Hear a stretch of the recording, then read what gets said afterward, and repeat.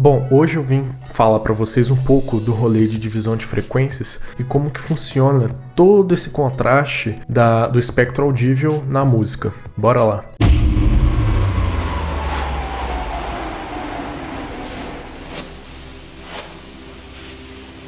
Informações importantes para os senhores. Bom, primeiro a gente vai quebrar alguns mitos hoje. Exemplo, sabe aquela nota que você sempre chamou de aguda e tal? Provavelmente ela está em outra região do espectro. O segundo ponto é que a gente vai trabalhar com a divisão mais difundida no meio profissional. Então assim, cara, aquele padrão da maioria dos Squiglink e do site do Clinical lá, esquece, aquilo não é válido para isso aqui. Ah, mas não deixam de ser referências, tá bom? Bom, e em terceiro lugar, existe algo que a gente chama de equalização de gênero. Tipo assim, de acordo com cada época e cada estilo, a gente tem um equilíbrio tonal presente nos tipos de mixagem, sabe, de cada gênero musical. Isso quer dizer que cada gênero, em cada época, tem um padrão de equalização diferente. E o que é essa equalização na música? É o balanço tonal. O balanço tonal define algumas coisas, tipo assim, o balanço tonal vai definir clareza, vai definir nível de brilho e de impacto, e também vai definir algumas sensações sinestésicas, tipo assim, aquela sensação de timbre quente ou frio, e timbre macio ou áspero, e por aí vai. Bom, em se tratando de cada mixagem, a referência de trabalho normalmente é uma curva linearizada, né, a famosa curva flat, por trazer uma tendência neutra. Aí, via de regra, gente, gêneros de pop moderno tendem a fugir dessa neutralidade na equalização deles, entende? Onde que eu quero chegar? Esse gênero de pop, por exemplo, traz acréscimos relativos de graves e subgraves. A gente encontra esses acréscimos ainda mais fortes em gêneros tipo trip hop ou algumas vertentes do hip hop, tipo assim, de maneira muito agressiva mesmo. E uma informação importante é que no século passado, cara, tipo assim, bandas dos anos 70, por exemplo, as famosas bandas de rock clássico, quando elas faziam um trabalho de estúdio, né, gravação, mixagem, masterização e tal, no final ali a gente já não tinha mais informações normalmente abaixo de 50 Hz, tá? Então é basicamente assim, são músicas basicamente sem subs. É uma abordagem que ela é chamada de mais natural. E a gente vai abordar isso num vídeo futuro. Bom, puxando daí, vamos falar das bandas, né, de frequência em específico. Então, cara, os subs, a gente tá falando de uma região que vai ali de 20 a 60 Hz, né? Muito responsável ali em boa medida por essa sensação de chão, de impacto, e é comumente o que a galera chama de fisicalidade. Na natureza, essas frequências, elas indicam pra gente, né, com maior atividade, uma proximidade da fonte sonora. Olha, os graves vão ali de 60 Hz aproximadamente, né, pra cima de 60 Hz até 250 Hz. E assim, cara, eles trazem parte dessas sensações que foram descritas nos subs. Mas aqui a gente já tem o início de alguma atividade melódica mais relevante.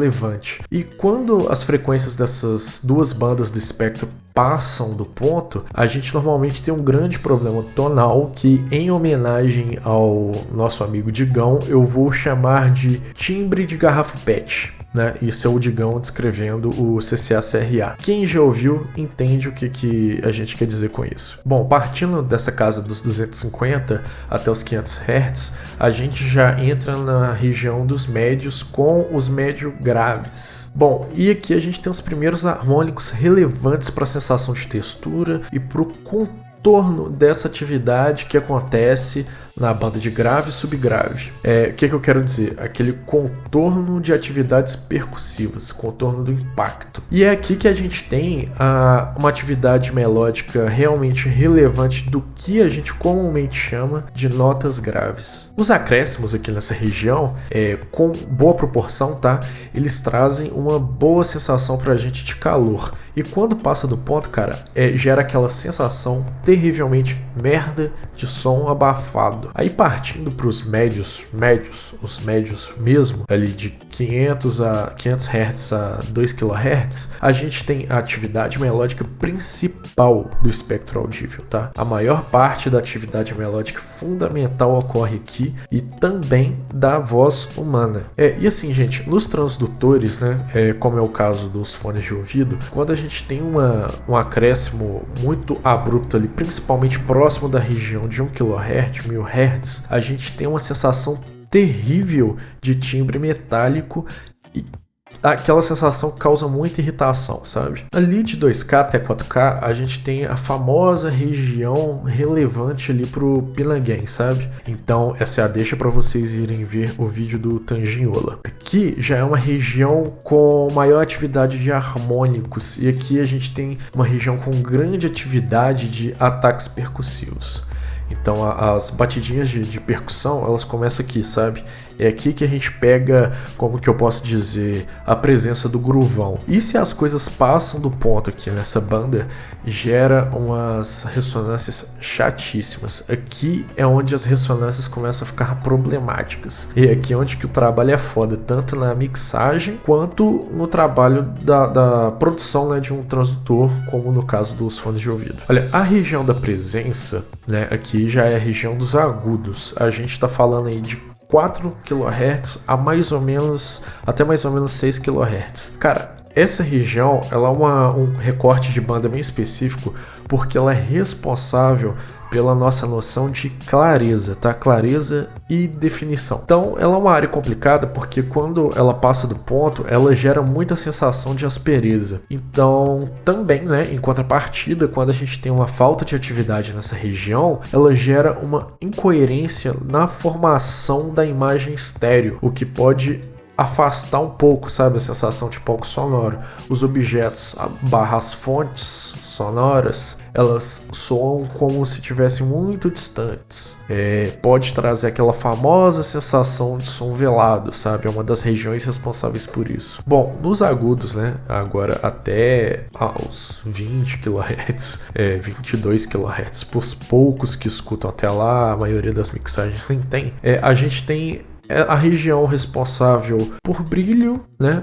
Pela sensação de respiro, como é que o pessoal diz muito? Arejamento. Mas aqui a principal função do equilíbrio nessa região é a sensação de resolução. É a última camada de detalhe. Quando as coisas passam do ponto aqui nessa região, principalmente acima dos 10 kHz, a gente tem sensações terríveis de zumbidos e silvos, além de ressonâncias terrivelmente agressivas que vão trazer um som muito ardido. E o conjunto desses problemas normalmente trazem sibilâncias.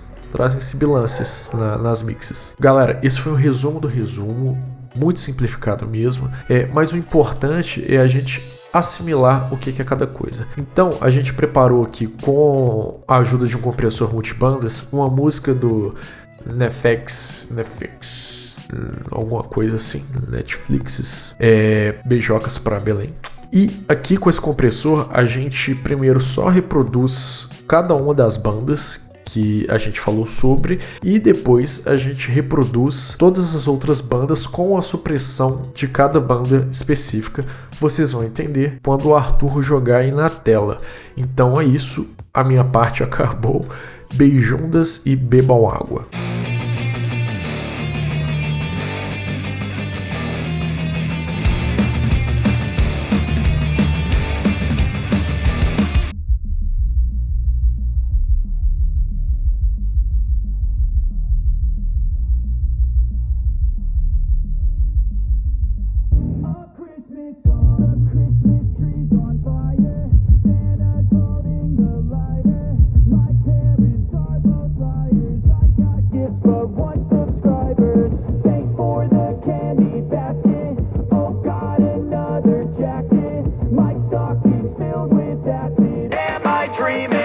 Just happened.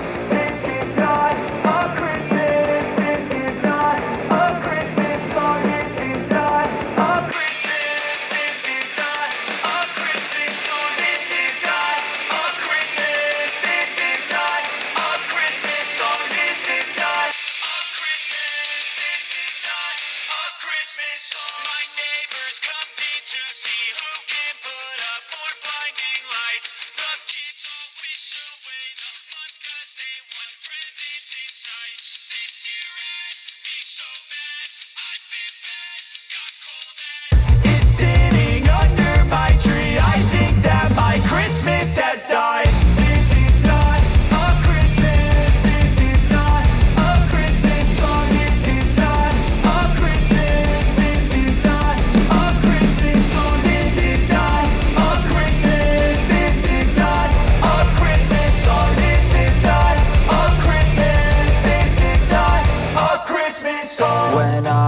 was just a boy. Christmas brought so much joy. Couldn't wait for the presents and laughter.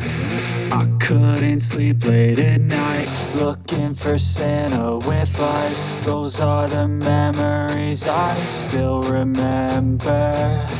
Then I became a man, lost sight of who I am. But right in front of me was the answer. 'Cause on Christmas I feel joy, and I turn back to a boy. The answer is to stay young forever. This is not a Christmas, this is not a Christmas song. This is not a Christmas, this is not a Christmas song. This is not a Christmas, this is not a Christmas song. This is not.